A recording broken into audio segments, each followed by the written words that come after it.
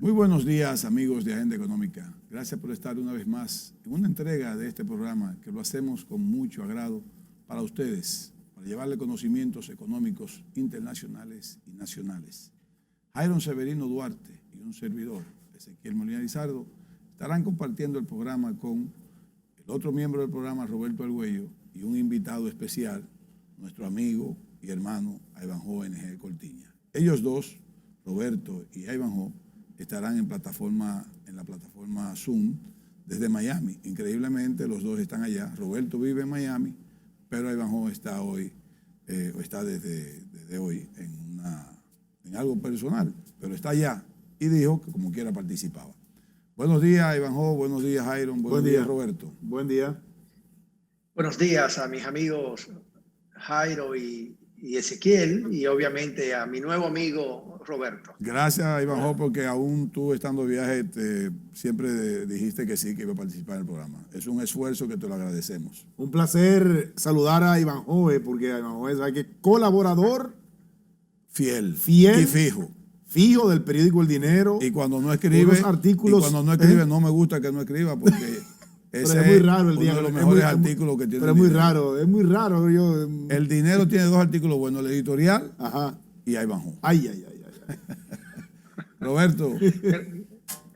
Tal Ezequiel, Ivanhoe, un gusto verte. Tú eres toda una autoridad en muchos temas, además de economía, en finanzas, habiendo sido superintendente de tu país y habiendo escalado posiciones muy importantes.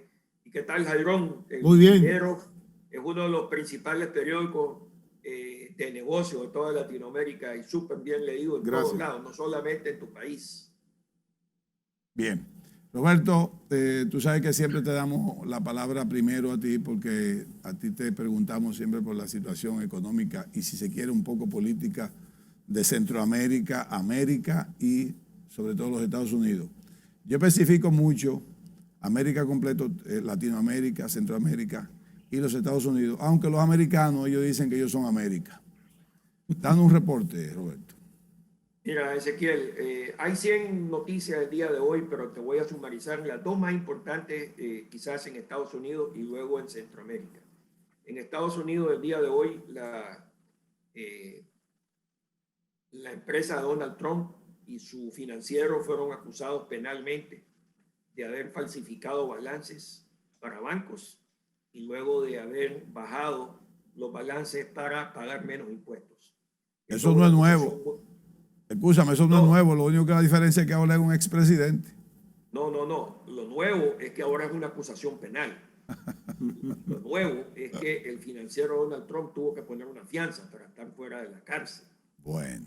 ¿Verdad? Así es que eso nunca ha pasado en la historia de Estados Unidos, de que la empresa de un presidente de Estados Unidos sea acusada penalmente.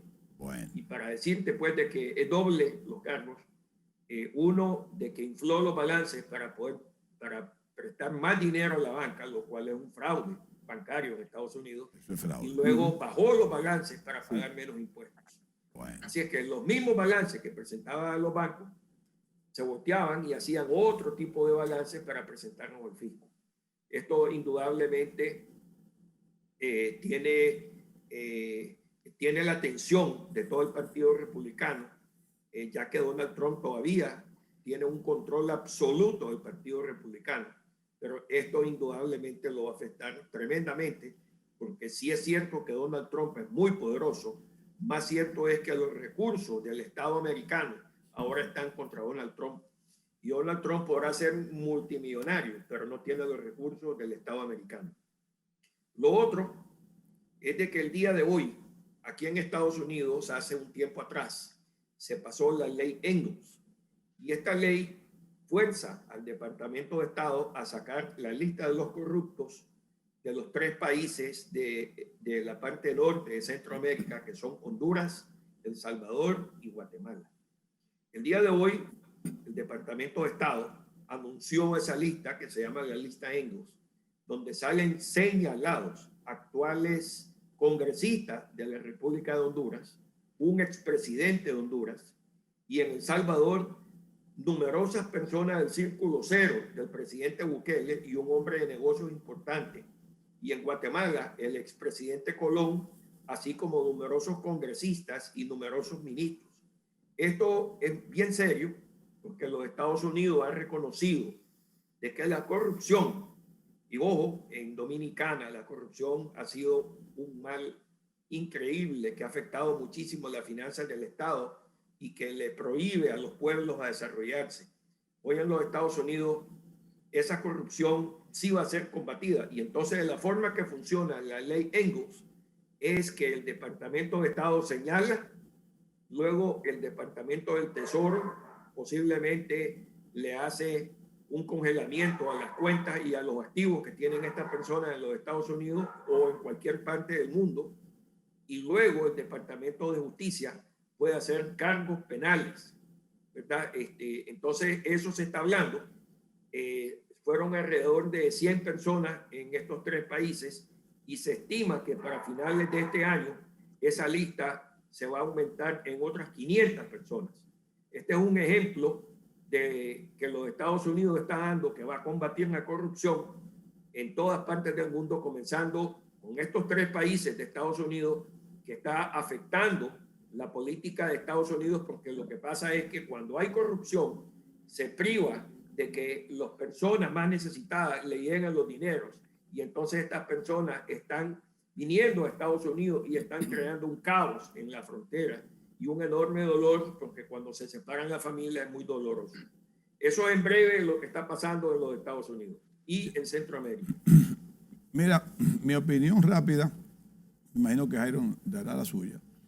Yo estoy totalmente de acuerdo en que haya una especie como de cooperación a fin de combatir la corrupción en los países centroamericanos y latinoamericanos, que es donde más vulnerabilidad hay para ese tipo de cosas. Sin embargo, a mí no me gusta que un país quiera acogerse como el adalid de la justicia de países ajenos.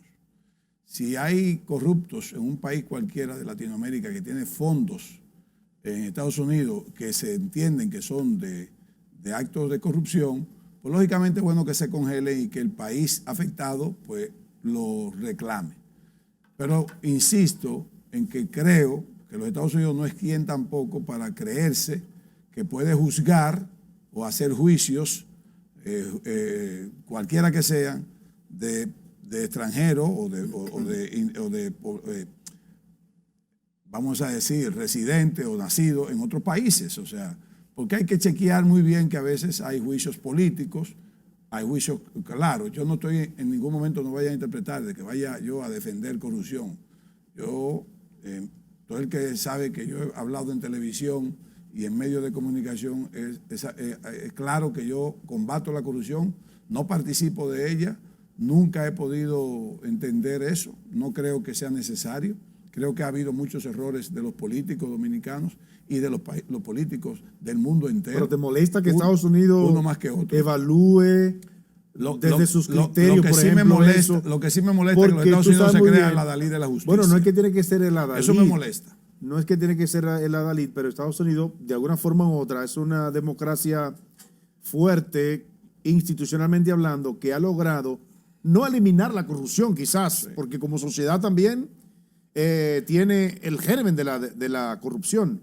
Lo que sí ha mostrado Estados Unidos es que hay un régimen de consecuencia, que no es lo que hay aquí, que ahora que se está tratando de implementar aquí. Yo hablé claro. Entonces, yo sé que tú hablaste claro en ese sentido, y yo sé que Roberto está de acuerdo con esto, porque no es que no, la corrupción como tal, el ser humano, en esencia, en algún momento de su vida, es corrupto. Ahora, de ahí a que lo que tú cometas como corrupción afecte a terceros de una forma abismal y de una forma olímpica, como sí venía sucediendo en este país, pues es obvio que los ojos de Estados Unidos estaban puestos en este país, y por eso es que nosotros estábamos tan mal en materia de corrupción, y lo que la percepción internacional en el índice como tal estábamos nosotros muy mal.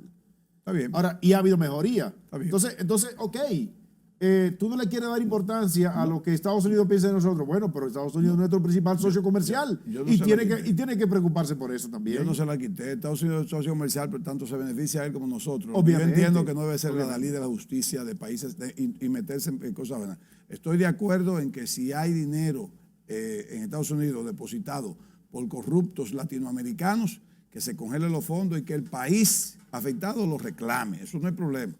Pero insisto en que tenemos que cuidarnos de que Estados Unidos se quiera convertir en la Dalí de la justicia latinoamericana o el mundo. Hay que tener mucho cuidado con eso, porque además los Estados Unidos ha sido un país de doble moral. Yo siempre lo he dicho aquí en este programa. Incluso Estados Unidos ha patrocinado países de dictadura que han sido corruptos y lo ha patrocinado también. O sea, eso es lo que me cuido. O sea, excúsame, Roberto, porque es mi derecho a la opinión. Tú nos has dado un reporte. Tú y yo estamos de acuerdo en esa parte, en lo que... Pero eso de una ley Angels para fines de... No, yo creo que ellos tienen suficiente leyes ya para congelar los fondos. O sea, lo que no me gusta es que ellos crean, aquí yo tengo mi ley y lo voy a juzgar a todos. No, tranquilo. No, pero váyase despacio. Entendamos, mira, yo estoy de acuerdo con ustedes dos, nada más que entendamos el espíritu de la ley. Primero, los intereses de Estados Unidos vienen ante cualquier otro interés, ¿verdad? Así es que quedemos claros de que los Estados Unidos tienen que velar por los intereses de los Estados Unidos. Punto.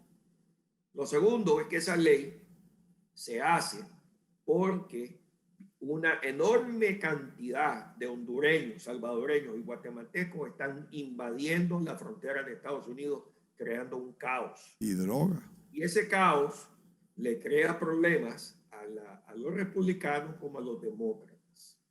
Entendamos eso.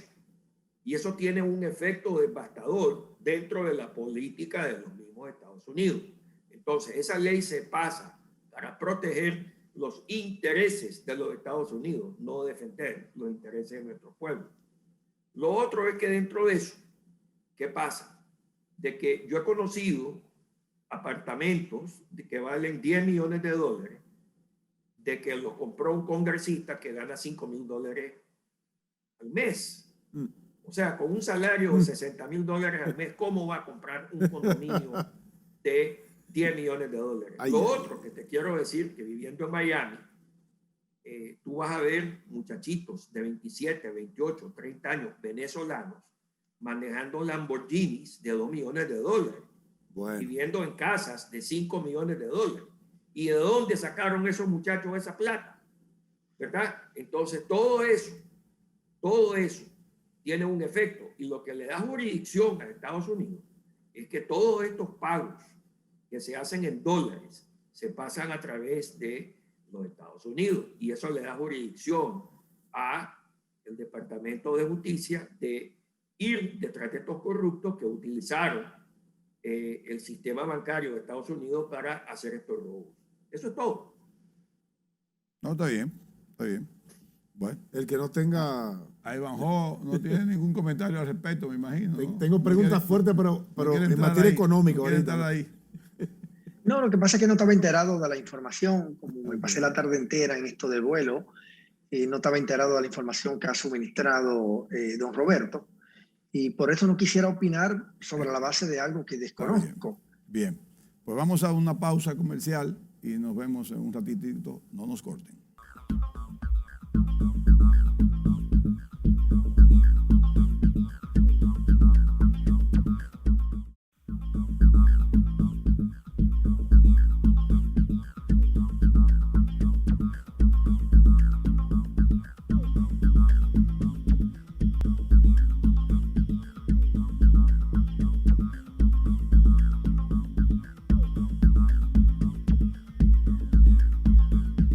Continuamos en Agenda Económica. Roberto Argüello se excusa, sale del programa ya por el resto del programa. Nos quedamos con Ivanhoe NG Cortiña desde Miami, plataforma Zoom. Jairon Severino y un servidor.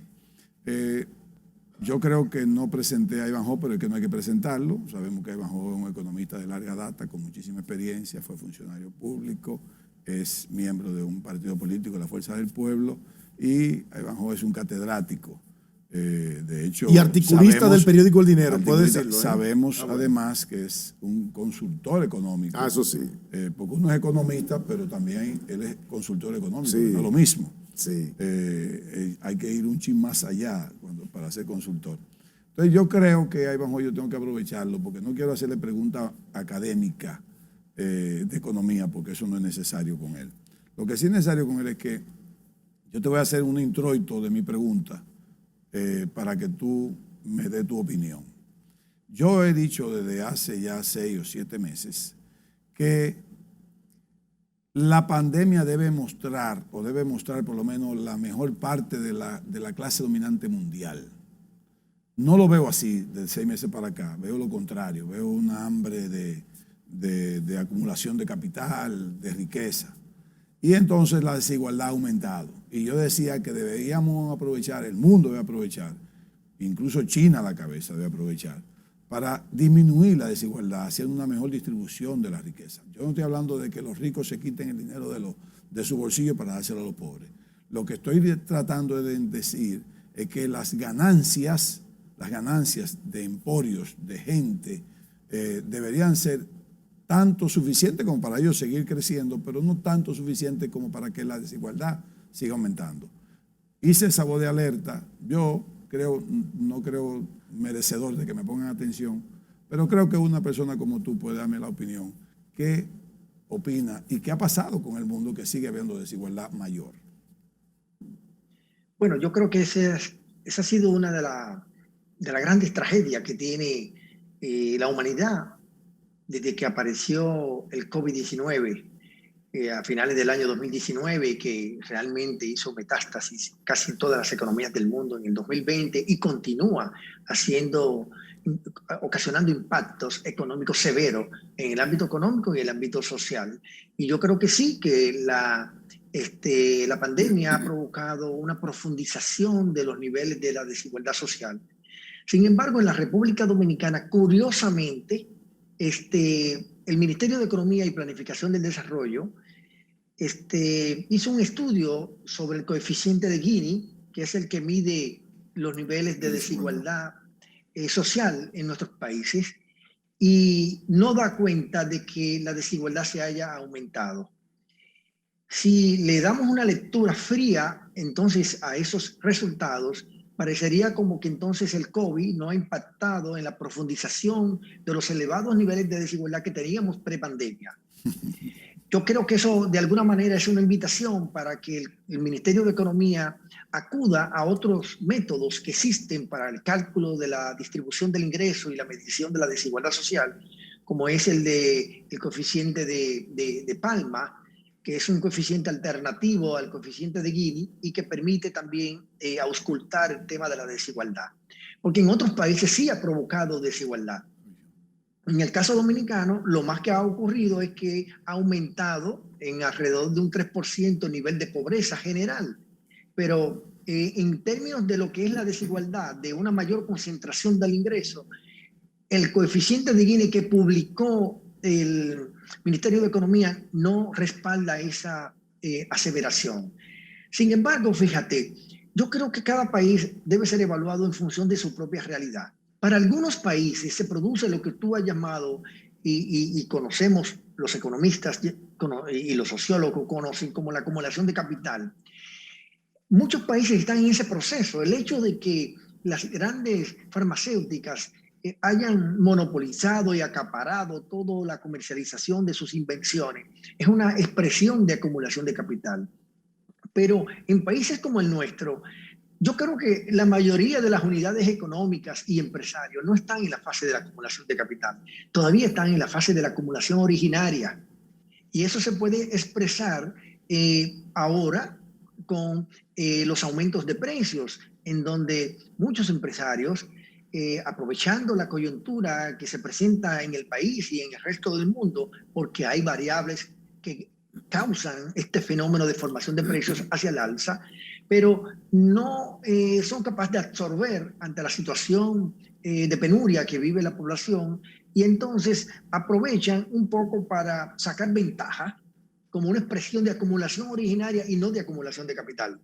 La acumulación originaria es un paso previo a la acumulación de capital y no es propiamente dicho el ejercicio de una decisión empresarial que tú inviertes capital y obtienes beneficio y de ahí la acumulación de capital y una parte la reinvierte y otra parte la destina a los fines que usted entienda. La acumulación originaria parte de que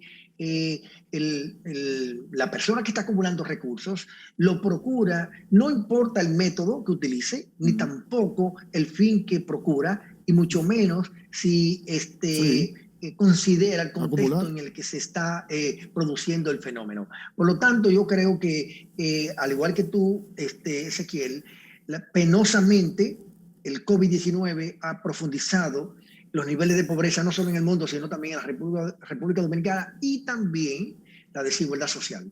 Pero, Joven, ciertamente que el Estado Dominicano también se hizo cargo, en parte, de la pérdida de empleo, subsidiando a través o sosteniendo financieramente hablando a una parte de la población que perdió sus puestos de trabajo. Bueno, no era mucho dinero, pero era sostenible para las familias de más escasos recursos, de menor capacidad de consumo.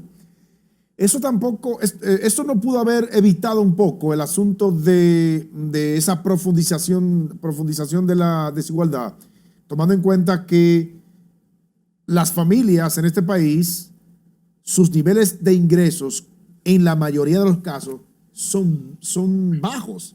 O sea, quizás no tuvieron que hacer mucha magia para acostumbrarse a lo que les ocasionó la pandemia en términos de pérdida de empleo y de ingresos. Definitivamente que la dotación de ingresos monetarios que proveyó el Estado a través de los distintos programas de fase 1, fase 2, Quédate en casa, PATI y otros programas de asistencia social que se promovieron especialmente durante la etapa más crítica del año 2020, porque todavía estamos en una etapa crítica, pero ya del año 2021. Esto tuvo un impacto en el aumento de la pobreza. Ahora, o mejor dicho, tuvo un impacto para mitigar el aumento de la pobreza. Si no se hubiese dado esas ayudas sociales a las que hemos estado indicando, el aumento de la pobreza general no hubiese sido de 3%, sino de alrededor de un 5 o un 6%. Sí. Por lo tanto, hubo una mitigación, una reducción del impacto negativo del aumento de la pobreza a causa de que se le dotó de recursos complementarios, básicos, esenciales a los sectores más vulnerables, más empobrecidos de la República Dominicana o a aquellos que perdieron sus empleos formales o informales. Lo cual es correcto, Ivanhoe. Entonces, desde el punto de vista de la política social, ¿es correcto lo que hizo el Estado para que no fuera peor el golpe entonces? Definitivamente que sí. Yo conteste con tu argumento y tu conclusión. Yo estoy de acuerdo con que esos programas se hayan implementado e incluso me quejo de que lo hayan estado desmontando porque todavía la economía no ha iniciado en forma firme la recuperación. Ha iniciado la recuperación, pero todavía hay más de 125,000 empleos del sector formal que no se han reincorporado a sus unidades económicas, a sus trabajos, como aconteció para marzo del 2020, en donde el empleo formal era de 1.900.000 y tanto, y todavía hay alrededor de 100.000 o 125,000 empleados que no se han reincorporado. Sí, así como dices, 125,000 empleados de la parte formal. Cuando agregamos la parte informal, tenemos un trabajo que calculamos justamente hoy día en el periódico El Dinero, que habla de marzo, todavía hay pendientes 194,000 empleos. Cuando sumamos la parte informal por la encuesta de fuerza de trabajo del Banco Central. Entonces eso agrava la situación. Sí, exactamente. Sin embargo, Ivanhoe, lo que pasó en abril en términos de crecimiento, que para muchos fue un rebote, para otros no fue un rebote porque fue por encima inclusive de lo que pasó en abril del 2019, marcó una trayectoria hacia la recuperación económica, ¿no es así? El inicio de una recuperación la está marcando desde abril y sí fue un rebote, pero fue un rebote ponderal.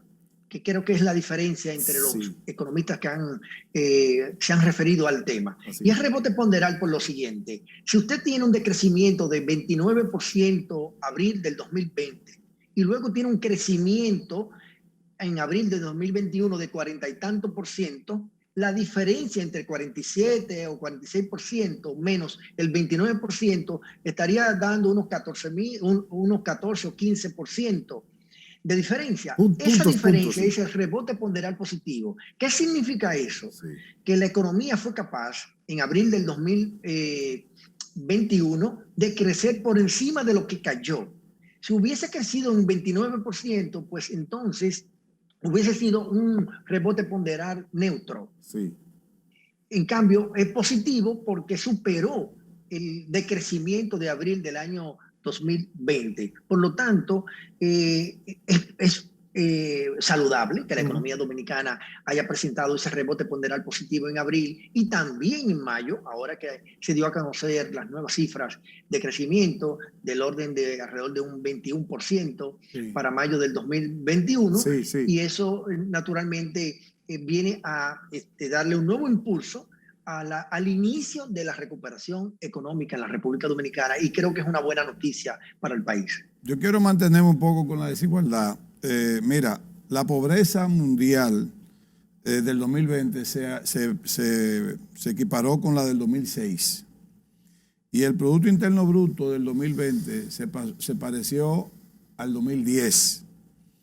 Un desempleo de 14% creció y la pobreza aumentó 37%.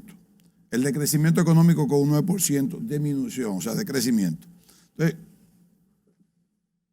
se me hace un poco difícil entender que nosotros fuimos tratados tan benévolamente hablando con la pandemia. O sea, yo quiero insistir en eso porque me parece que más que una situación de decir que aquí no o aquí sí, nosotros lo que tenemos que pensar como economistas, como opinadores, empresarios y sobre todo clase dominante, que tienen que comenzar a ver una mejor distribución de la riqueza. Yo creo que China, los laboratorios como tú dijiste, o sea, hay muchas cosas que hay que tomar en cuenta a fin de que este mundo pueda mejorar un poco más la distribución de la riqueza. Por eso decía Ezequiel que invitaba, solicitaba en esta opinión al Ministerio de Economía y Planificación y Desarrollo a que realizara el mismo estudio pero con otro método, porque el método del coeficiente de Gini no parecería corresponderse con la magnitud de la crisis en la República Dominicana como para para llegar a la conclusión de que los niveles de desigualdad no aumentaron en el 2020 a causa del COVID. Y como existen otros métodos como el de Palma, yo creo que deben utilizarlo de tal manera que se pueda contrastar ambos métodos y llegar a una conclusión un poquito más robusta en términos de poder concluir si ciertamente la desigualdad en la República Dominicana aumentó. Yo creo que a priorísticamente, previsiblemente, yo me inscribiría en lo que pueden opinar de que la desigualdad aumentó en la República Dominicana, porque parecería impensable que un Producto Interno Bruto que decreció en 10.000 millones de dólares durante un año, sí, y que el desempleo abierto y ampliado se hayan crecido a los niveles que crecieron, que la pobreza general creció en un 3% y que pudo ser mayor, pero que se evitó que fuera mayor por los programas sociales. En ese escenario, en ese contexto, como que a uno se le hace difícil, ¿no? Pensar que la desigualdad no aumentó en la República Dominicana. Bueno, para darte otros datos más, yo sé que tú debes tenerlo, pero por si acaso. En Latinoamérica se pierden 220 millones de toneladas de alimentos antes de llegar al consumidor. Eso equivale a 150 mil millones de dólares. Y puso a 60 millones de latinoamericanos en posición vulnerable de inseguridad alimentaria. O sea, para que ustedes vean que no me parece a mí lo que estamos diciendo. Lo que pasa, Ezequiel, es que una cosa es la seguridad alimentaria, que no la mide el coeficiente de Gini y la de Palma, que tiene que ver con la distribución del ingreso. Cuando hablamos de desigualdad social, nos referimos en economía y en sociología a lo que se refiere es a la medición de la concentración y distribución del ingreso monetario. Exacto. Ya el tema de si hubo una reducción en los patrones de consumo a causa de una inadecuada oferta alimentaria, muy probablemente que el nivel de consumo en nuestros países se vio reducido y eso naturalmente agrava, pero ya no la distribución del ingreso, sino el índice nacional de desarrollo, que tiene que ver con ese conjunto de variables como la distribución del ingreso, el consumo, el acceso a la salud, el acceso a la educación y otros, ¿no? Otras variables que se incorporan en el índice de desarrollo humano. Sí. Vamos a hacer una pausa y volvemos en un ratito.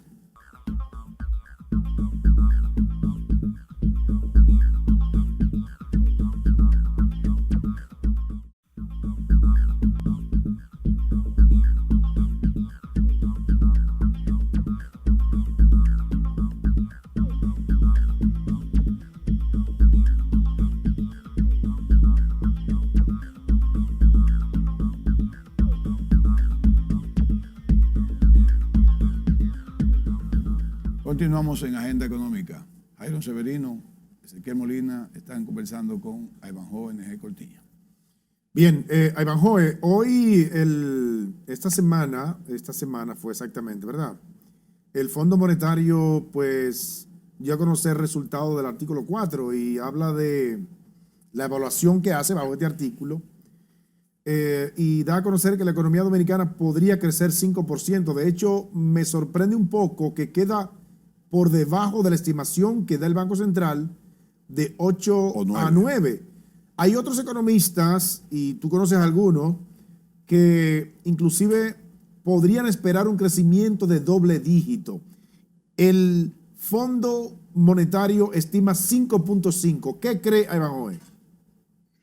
Fíjate, yo me circunscribo a las estimaciones de los organismos multilaterales e internacionales.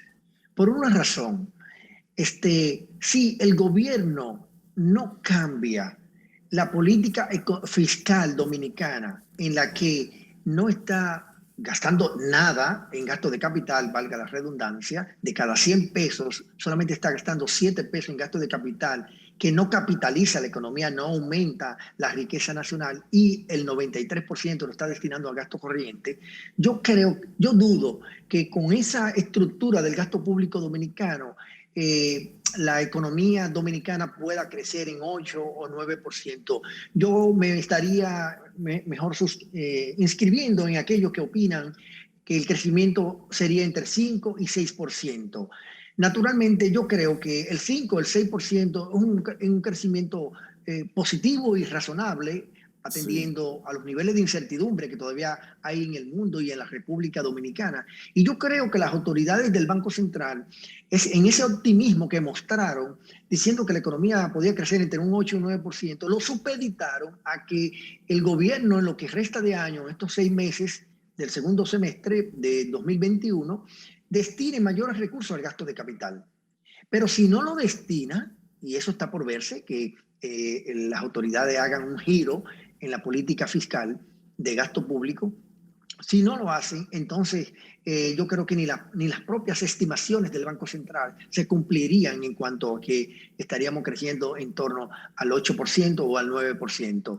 Pero al final, si crecemos en esa magnitud, yo creo que sería un gran avance, porque el rezago que sufrió la economía dominicana, el impacto negativo que sufrió el país en términos económicos, rondó cerca de 10.000 millones de dólares. Sí. Es una suma importante, ¿no?, en la reducción del tamaño del PIB dominicano.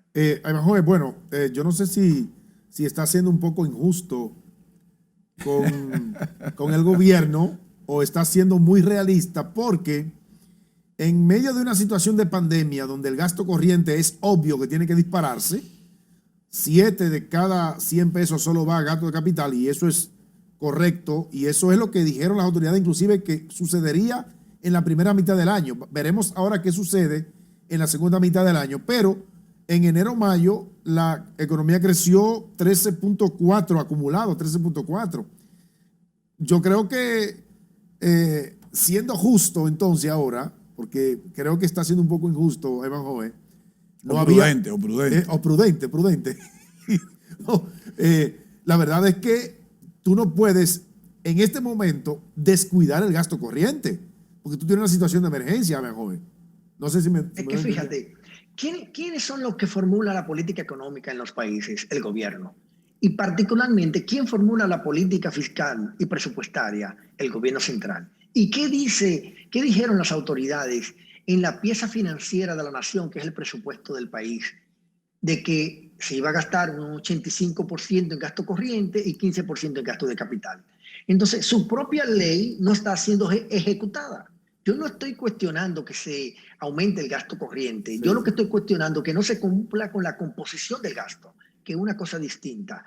Sí, el gasto público aumenta para beneficiar a los sectores más vulnerables del país. Bienvenido. Y yo soy partidario, no solamente que el gasto público aumente, sino también que la liquidez monetaria también sea expansiva, de carácter expansivo, para seguir apoyando al país a una mayor pronta recuperación y que no solamente estemos apostando a el regalo que nos hacen la diáspora dominicana, especialmente los Estados Unidos, que está rompiendo récord en envío de remesas a causa no del éxito de una política económica dominicana, sino a causa de las ayudas económicas que en las administraciones de Trump y de Biden le están dando a sus ciudadanos y a los residentes legales en los Estados Unidos.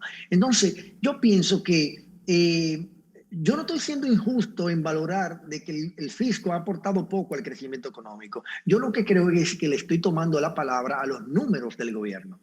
Y son los números del gobierno que dicen que de cada 100 pesos, 94, 93 se destina a gasto corriente y apenas 7 pesos se destina a gasto de capital. Entonces, si construimos una narrativa a partir de eso, yo estoy siendo objetivo y no injusto. Más bien, lo que estoy haciendo es una invitación a que retomen la legalidad que está planteada en el presupuesto de la nación, que es el mandato constitucional, mejor dicho, el mandato de ley, que indica cómo debe gastarse el dinero en el año fiscal que todavía estamos en curso. Mira, yo estoy de acuerdo contigo en esa observación que tú haces. No te califico de injusto, pero ese es nuestro hermano Jairon, que lo opina así. No, pero el problema es... Está bien. Pero yo te califico de prudente. De prudente. Sí. Ahora bien, yo estoy de acuerdo contigo en que este gobierno debe aumentar el gasto de capital obligado, porque si no, no va a impulsar. Lo van a hacer ahora. Parece ser que tienen planes del segundo semestre.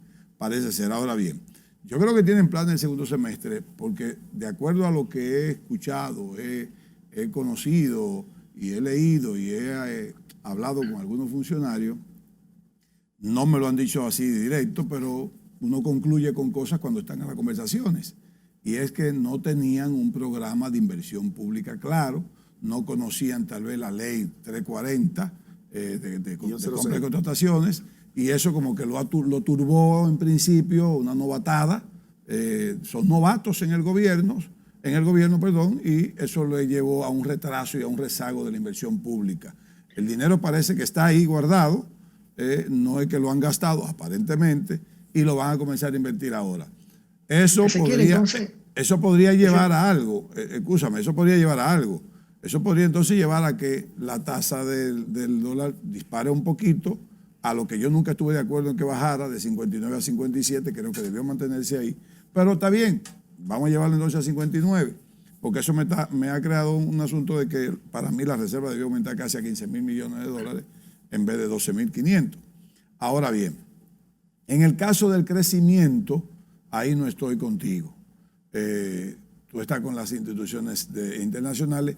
Yo estoy más con el Banco Central, porque hasta ahora, cuando hacen un pronóstico a mediados de año sobre el crecimiento, no conozco todavía un año en que se hayan equivocado máximo, o sea, que sea tan diferente el ¿Estoy de acuerdo contigo? El número. Por ejemplo, si están diciendo ahora... Pero tú sabes cuántas veces se equivocaron el año pasado, estimando y reestimando el PIB tres veces. No, pero el año pasado fue un año atípico. No, pero Evanjoe, no se hace injusto de nuevo. Y todavía no es atípico. O sea, tenemos controlado el COVID. No, pero fue un año atípico. Lo que te quiero decir es que si a mediados de año dicen que va a crecer 9 y y la institución dice 5.5. Yo creo que si se equivocan a la baja, van a crecer 7.5. Pero si se equivocan a la alta, va a ir, como dice Iron, que va a ser doble dígito. Pero a mayo vamos en doble dígito y 13.4. Tendemos a hacer doble dígito. Yo sé que tú te vas a alegrar. La economía no se va a ralentizar de aquí para adelante. Yo sé que tú te vas a alegrar como tú lo acabas de decir. Ahora, el juego de la tasa sí me interesa. ¿Por qué? Porque si la tasa 57, tenemos inflación de factores externos, entonces es posible que si no controlamos la tasa, la inflación aumente un poquito más todavía y ya con el factor interno.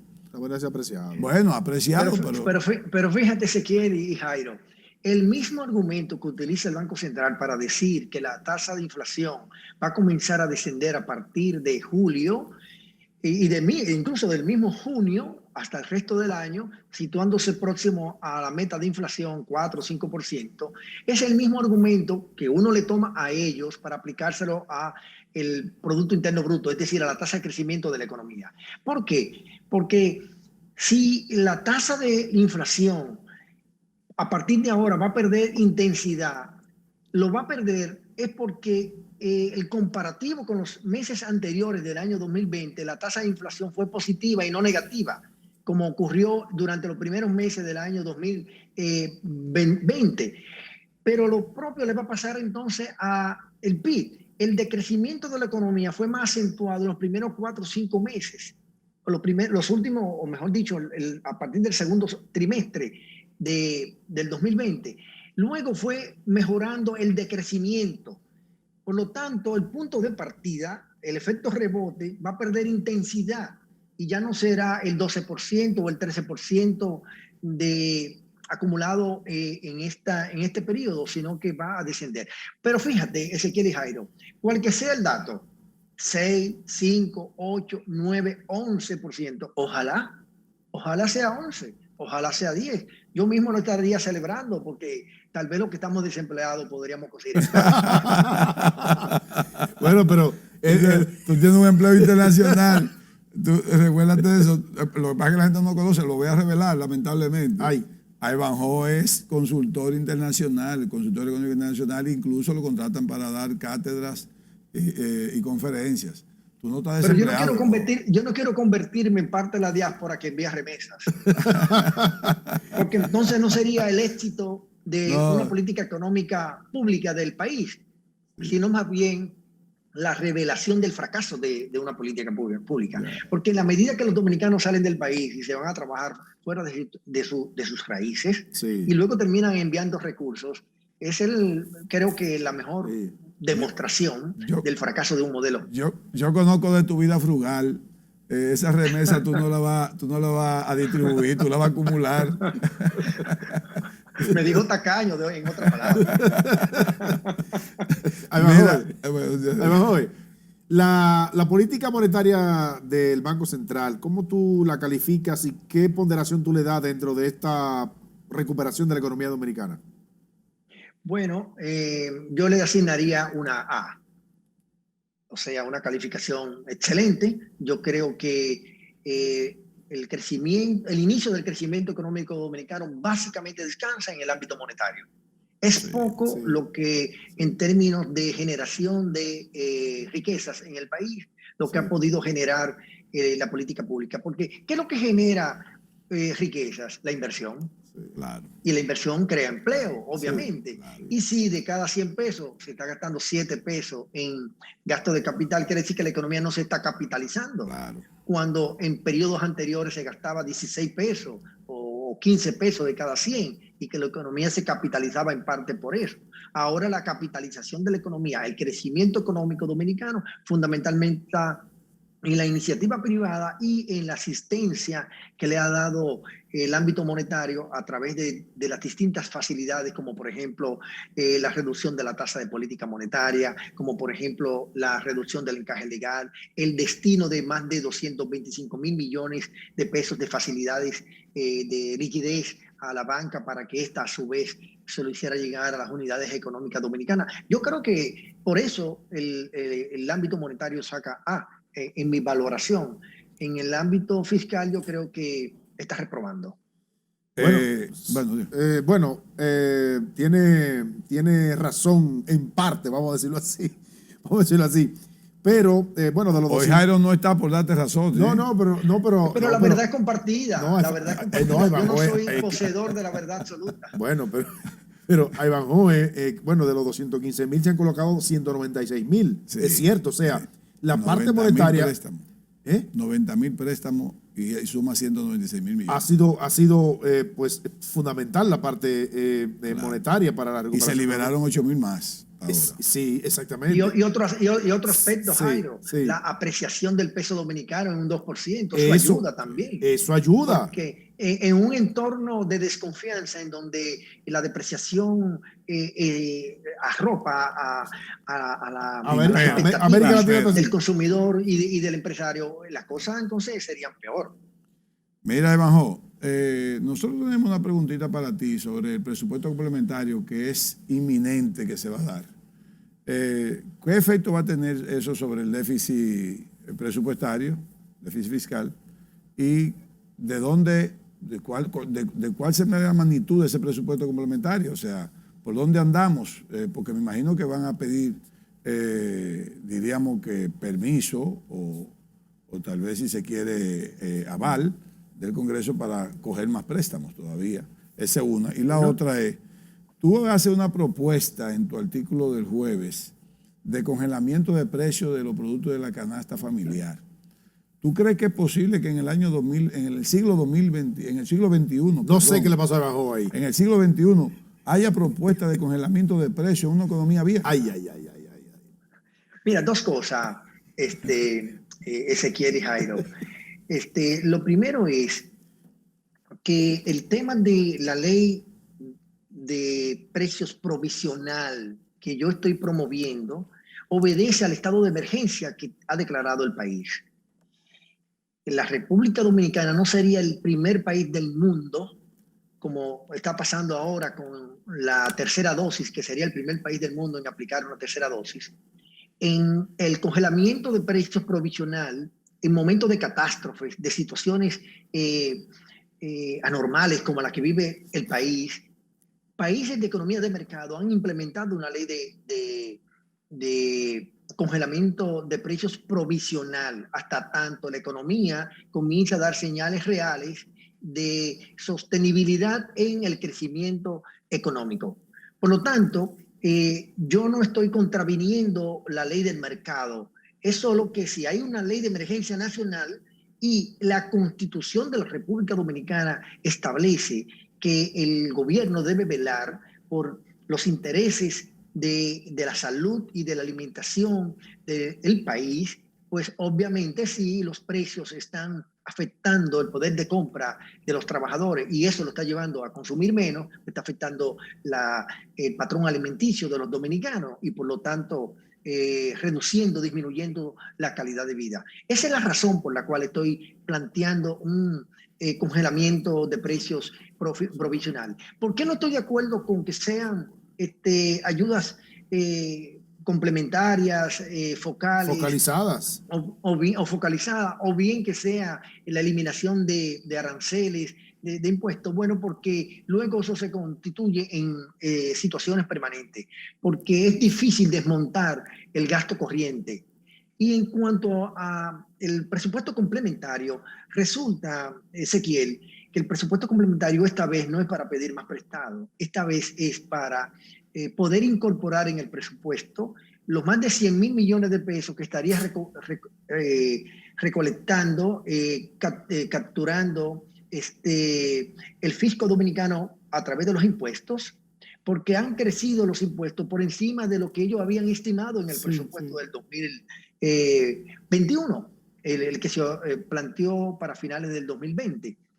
Y eso lo obliga a ellos a tener que buscarle un destino a esos ingresos para justificarlo a nivel del gasto, porque de lo contrario no sería legal. yo creo que ellos están haciendo lo correcto, de buscar un presupuesto complementario para identificar el destino de esos excedentes de ingresos fiscales que está teniendo la República Dominicana, el gobierno dominicano, en primer lugar por la recuperación económica y en segundo lugar porque ciertamente han mejorado los ingresos. Que no es superávit, que no se entienda que es superávit. El programa superávit. prácticamente terminó, pero te va a sorprender porque también van a pedir aval para un poquito más de deuda. Eso es seguro. Eso es seguro. Lo único que el congelamiento de precios, ya terminó el programa, lamentablemente no estoy, ya termino yo, es que el congelamiento de precios beneficia a pobres y a ricos.